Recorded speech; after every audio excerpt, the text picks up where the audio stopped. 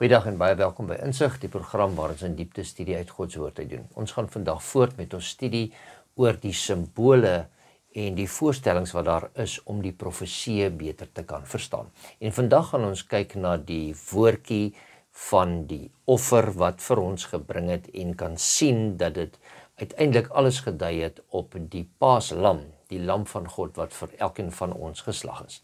Vandag saam met my in die ateljee om hierdie studie te doen is leraar Peer Niehoff van die Noordwestelike Distrik.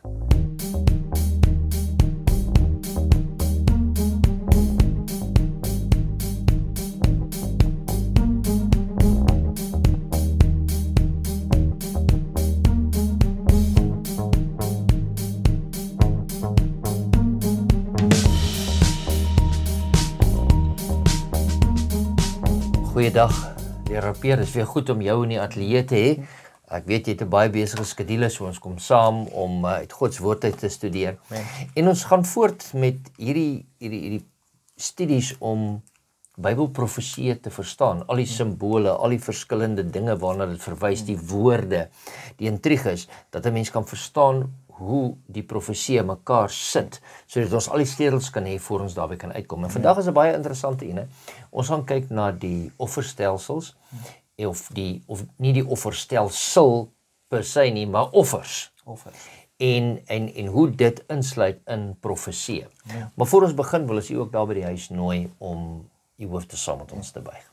Vader, ons vra vir die genade en ons vra Here dat u vir ons sal lei terwyl ons u woord gaan open, sodat ons juwele uit u woord uit kan kry, om dit op ons lewens toe te pas, maar ook so om die profeseë beter te kan verstaan en te kan uitlê.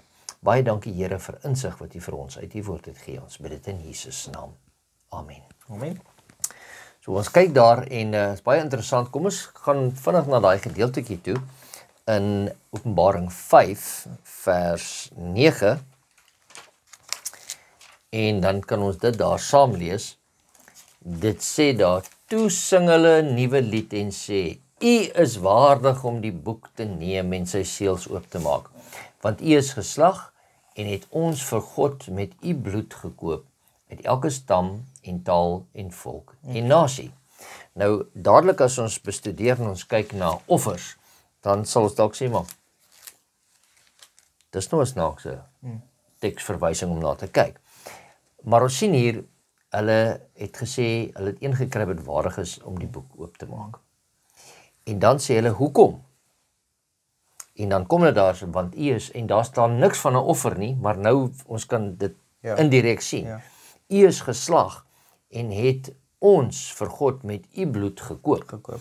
En ons weet ook dat daar geen verlossing kan plaasvind sonder bloed nie. So, van die begin af, in die mensgeskiedenis was daar offerande betrokke. Ja. Nou, waar was die eerste offerande wat plaasgevind het?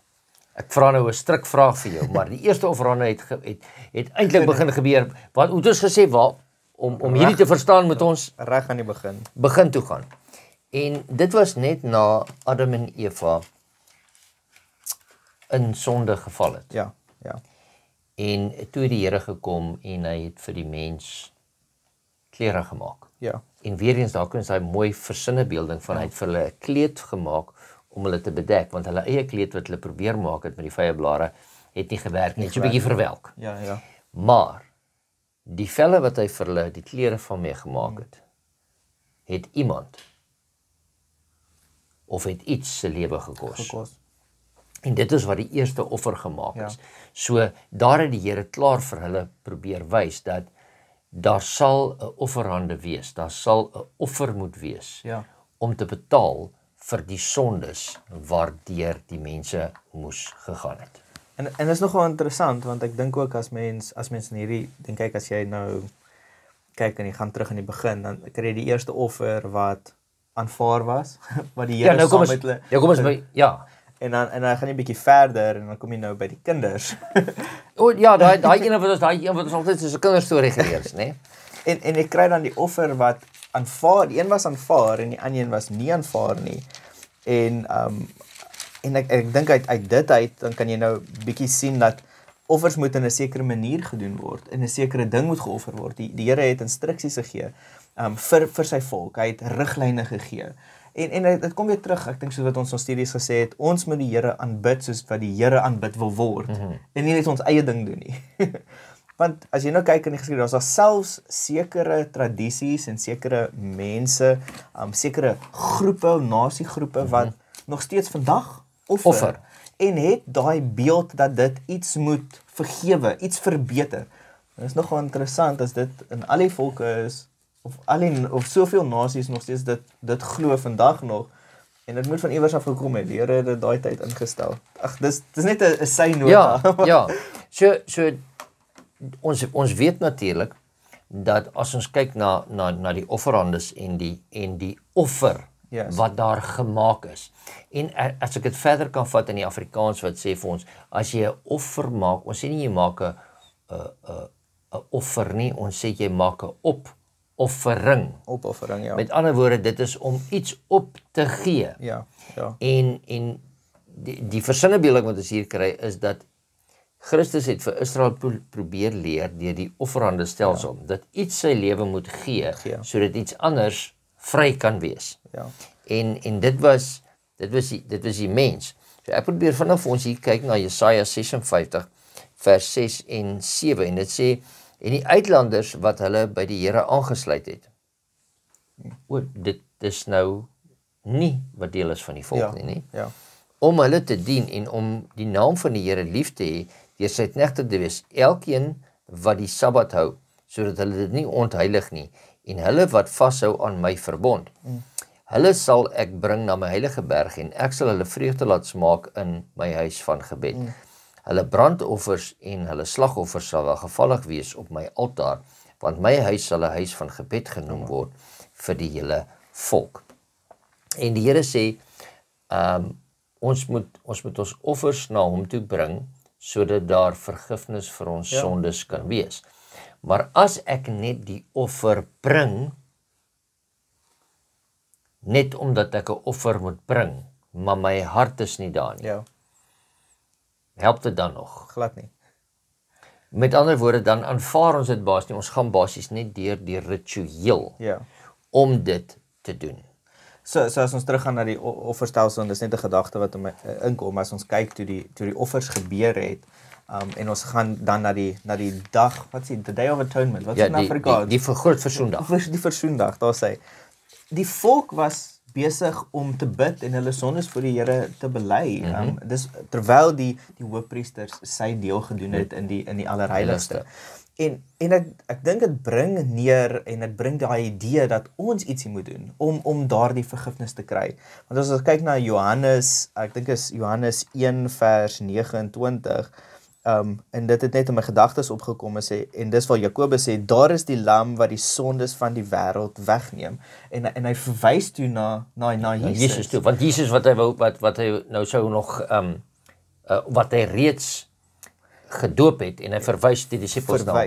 En dit is, hier is die lam, die een wat die sondes gaan vergewe. En dit bring vir ons daardie belangrike deel, dat Jesus het daai plek geneem. Hy is geslag en geoffer vir ons sondes. So ons is vergewe. Ons sondes is op hom gesit. Dieselfde soos wat die sondes van die volk op die dier gesit was. En dan word die bloed binne in die heilige plek ingeneem en in die allerheiligste op die dag van versoening.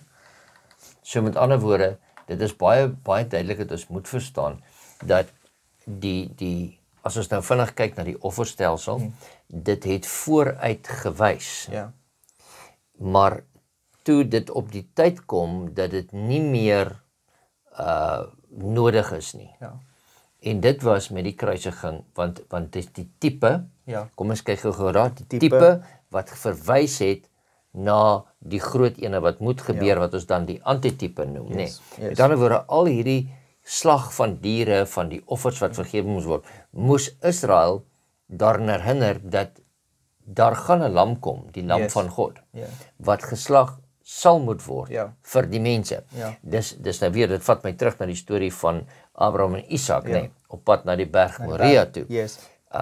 Here, hier kom Isak en hy sê vir sy pa Abraham, maar hier is die vuur, En hier is die hout, maar waar is die offer? As die offer. En die mooi antwoord wat hy gegee het, want hy wou nie die direkte antwoord gegee het nie, want hy het net gesê, want die Here sal voorsien. En dalk in sy onkundigheid, Abraham, het hy die regte antwoord gegee. Amen. Want behalwe dat die Here die bok voorsien het, het die Here vir die mensdom voorsien en het ons nie nodig om ons eie heil uit te werk nie, maar hy het dit vir ons gedoen en hy het die offerdier, die ultimate, as ek dit nou so kan stel in goeie Engels, offerdier het hy vir ons kom gee, sodat ons met hom kan deurgaan. So, dit is vir ons 'n baie interessante ding, maar as ons net, en dit is ook so, dat die Here met Israel gepraat het en vir hulle gesê het, as julle net hierdie rituele gaan, deur net hierdie goed gaan, dan beteken dit nie veel nie. Want julle gaan deur al hierdie offers, maar julle hart is nie naby aan my nie. En ek dink Hebreërs 10 vers 3 tot 10 vat ons na daai gedeelte, ons hoef nie daarna te gaan kyk nie, maar dit vat ons soontoe, dat sê dat omdat Christus vir ons gesterf het, kom dit uit ons hart uit. As dit nie uit jou hart uit kom nie, dan is dit maar net nog 'n ritueel wat jy doen. Dan beteken dit nie eintlik veel nie, en jy aanvaar nie eintlik die offer wat Christus gebring het nie. En ek dink iets om daar ook uit te wys is, die Here het gesterf vir ons sonde. Plain and simple. Hy het nie net gesterf vir sekere sondes nie, of dat per sy sondes groter as ander sondes is nie. Hy het vir almal. Soos wat ons staan voor die Here, as ons lewe voor die Here sit en sê, Here, ek aanvaar die prys wat U vir my betaal het, daai kosbare prys, ek vra vir vergifnis vir my sonde. En ons kom na die Here toe met daai motief om te sê, Here, dit is wie ek is 'n sondige mens. Dan vergewe die Here ons. Maar die mooi ding van dit is, en ek dink Ellen White bring dit deur, dat hy klee ons. So wanneer jy voor God die Vader staan, die regverdige regter, dan gaan sien jy nie vir my Peer met al my sondes en alles wat ek verkeerd gedoen het nie, maar hy het my skoon gewas, met hom geklee, en hy sien sy seun wie gesterf het vir die sondes van die mens. En ek dink dit is die mooi ding van dit is, ons is vergewe, en dis hoekom ons as Christene moet ons lewens dan volgens dit inrig, omdat ons is gekoop deur daardie dierprys wat vir ons betaal is. En dit was nou natuurlik die lam van God gewees. So, as ons dan nou kyk, en jy het nou vroeër verwys na Johannes wat na Christus verwys het, as die lam van God. En ons weet mos nou natuurlik ook, in Engels verwys ons na die Passover, en in Afrikaans wil dit nie altyd so lekker deurkom vir ons nie, ons praat van die Pasga, en dit verwys nie daarby ons nie, maar as ek vinnig net so vir jou kan vra, Peer, die Pasga, vinnig waar het begin, en wat was die doel van die Pasga?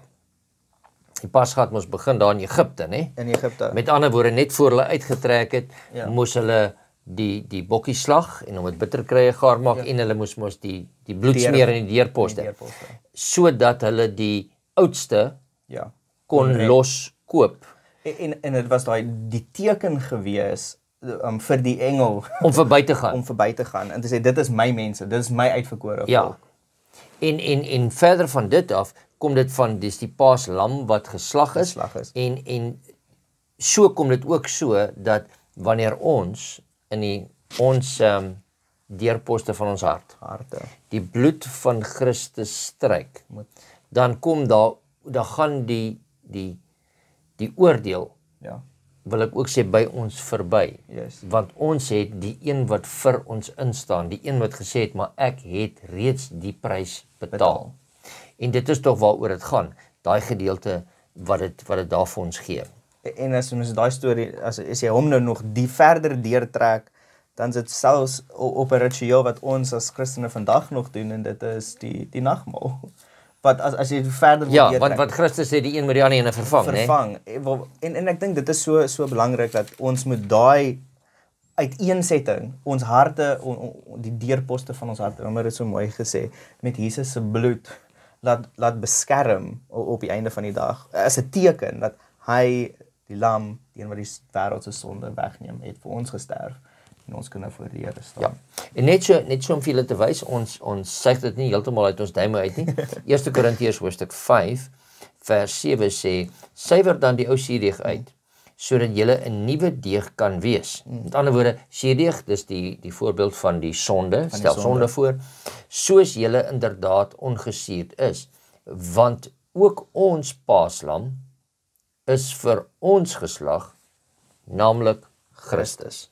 Met ander woorde, daar, as ons nou kyk na Johannes het net gesê, daar is die lam van God, almal het dit geweet waarna hy verwys, die paaslam, so hier kom hy, en hier word dit vir ons baie duidelik gesê, dat die paaslam, as ek het weer eens gaan sê, die pasgalam, die Passover lamb, is vir ons geslag.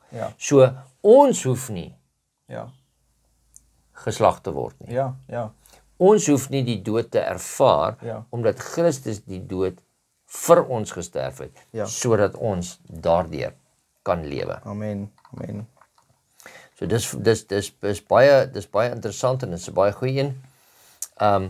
As ons nou kyk na die ander gedeeltetjie, dan kyk ons, hulle het altyd in die tempel het hulle gaan offer, en in die tempel was daar altyd groot offergawes, offers wat gebring moes gewees het. Nou ek dink altyd vir myself, hoe moes dit daar gegaan het? Vir al die diere wat daar geslag was. Ekskuus as ek dit nou so gaan stel, maar dit moes 'n abattoir gewees het. Nee, Van al die diere wat daar geslag is, en die bloed wat daar gesprinkel is. En tog daar word vir ons gesê dat hierdie tweede tempel wat in aanbou was in Haggai se tyd. Hy gaan beter wees as die eerste tempel. Nou ons weet die eerste tempel was Salomo se tempel gewees en die Here se glorie was self binne in daardie tempel.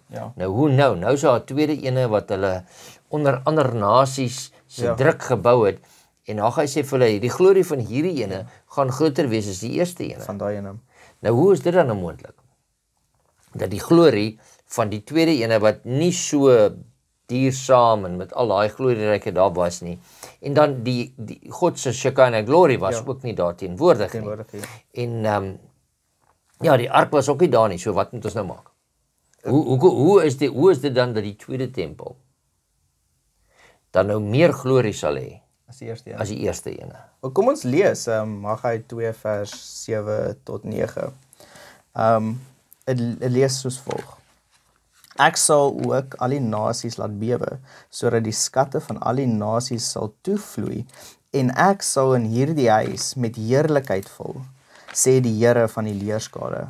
Aan my behoort die silwer, aan my die goud, spreek die Here van die leerskare. Die toekomstige heerlikheid van hierdie huis sal groter wees as die van tevore, sê die Here van die leerskare. En op hierdie plek sal ek vrede spreek die Here van die leerskare. Met ander woorde, hier sien ons dit, dat deur die profeet sê die Here dit. Want ons moet nou besef, want in die eerste tempel wat daar was die Here teenwoordig deur sy Shekinah glory wat daar was in die allerheiligste.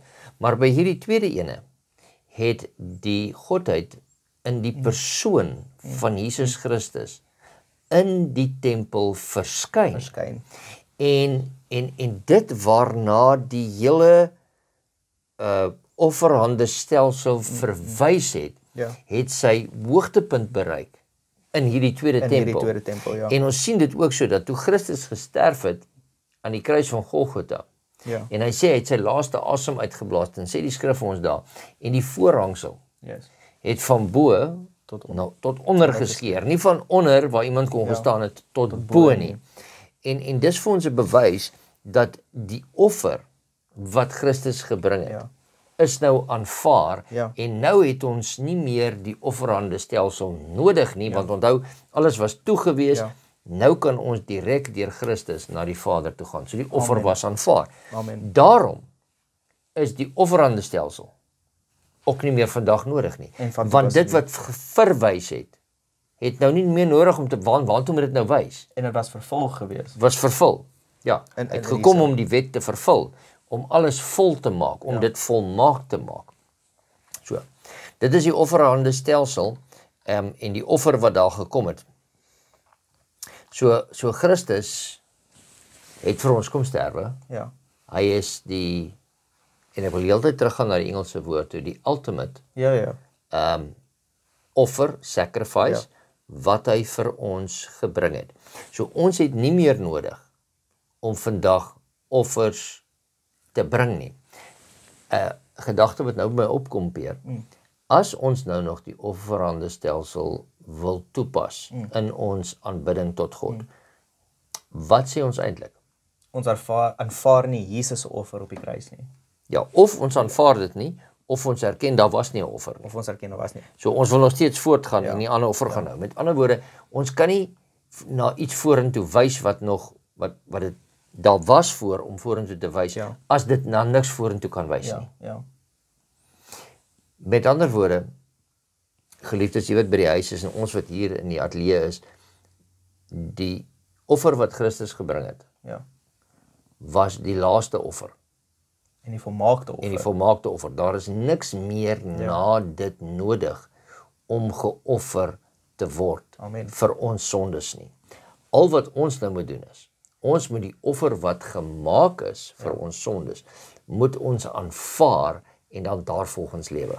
En ek dink as ons nou kyk na Jesaja 64 vers 6 sê dit, dat ons reinheid is soos besoedelde klere. Ja. En as ek dit net kan opbring, ons kan nie ons eie reinheid uitwerk nie. Nee. Ons kan nie regverdig word uit ons eie krag nie. Ons kan nie daarvoor werk nie. Dit was 'n offer wat vrylik vir ons gegee was. En wat vir my so mooi is, dit is reg van die begin van Genesis af. Reg deur die hele Bybel. Tot Openbaring spreek dit van hierdie offer. En dit wat gebeur het, die tipes en die antitipes, alles wys na Christus. Wat beteken ek en u, elkeen van ons is gered as ons net die Here se offer aanvaar, maar dan 'n stapie verder dat ons bidend sal bly tot die Here sal kom. Ja, daai koneksie met die Here sal hou. En hier is die groot ding. Ja. Ons moet dit aanvaar, maar ons moet ook nie dink dat ons het dit aanvaar, dit is nou vir ons gewees, maar ek gaan dit nog 'n bietjie beter maak as gevolg van my goeie werke nie. Want jy het nou net daai gedeelte aangehaal wat gesê het, dit is soos 'n besoedelde kleed, die beste van jou werke. So met ander woorde, ons kan nie verbeter op die offer wat Christus vir ons gebring het nie. So ons moet weet, dat wanneer ons na profeseë kyk, dan praat dit vir ons van offers wat gebring is, en dit verwys dan na Christus wat op die kruis sou gesterf het, en as dit praat van die lam, dan praat dit na die lam van God, wat dan Christus is. En dan moet ons net weet, Christus is dan die volmaakte lam aan die einde van die dag. Ja. Dit is die lank en die kort van ons studie vandag. Daar's nog veel ander tekste wat jy kan na gaan kyk, om 'n bietjie meer insig daarin te kry, maar dit is waaroor hierdie studie gaan, dat Christus is nou die volmaakte lam, en ek is so dankbaar dat Christus vir my kom sterf het. Ek is jammer dat Christus vir my moes kom sterf het, dat hy sy lewe moes gee, maar ek is dankbaar dat hy dit wel gedoen het. Ja, bring my terug na daai versie in Johannes 3 vers 16, want so lief het God die wêreld gehad, dat hy sy enigste gebore seun gestuur het. En ek dink dit bring terug dat die belangrikheid en die grootheid van dit. Dit was nie 'n goedkoop ding nie, dit is duur gekoop. Dit is 'n gemaakte geskenk wat vir elkeen van ons gegee is. En dit bring my terug en ek kry hoendervleis as ek daaraan dink, om te sê dat ek vergewe is. Alles wat ek verkeerd doen, al die sondes wat ek pleeg, alles wat nie volgens die wil van die Here is nie. Die Here vergewe my. En al wat hy van my verwag is dat ek in my sondes moet bely voor hom en hom aanbid en my lewe volgens sy wil instel. Maar ek kan dit nie doen uit myself nie. Ek kan dit ook nie doen met my eie motivering nie. Ek kan dit net doen as ek my wil in die Here se hande plaas. Ja, dis baie mooi en dis al wat ons kan doen. Want selfs die gawe wat ons kry, is 'n geskenk van God af. Die geloof is 'n gawe en dit hoe om dit te doen is 'n gawe van God. So al wat ons kan doen is, ons kan net kom en sê, Here, ons aanvaar daardie offer. Ja, baie mense dink, Peer, net so om by te kom, dat ons net van ons kykers dalk net kan sê, die offer wat Christus betaal het, nie net laat hy kom sterf het nie. Ons moet ook bysit, want hy prys was duur.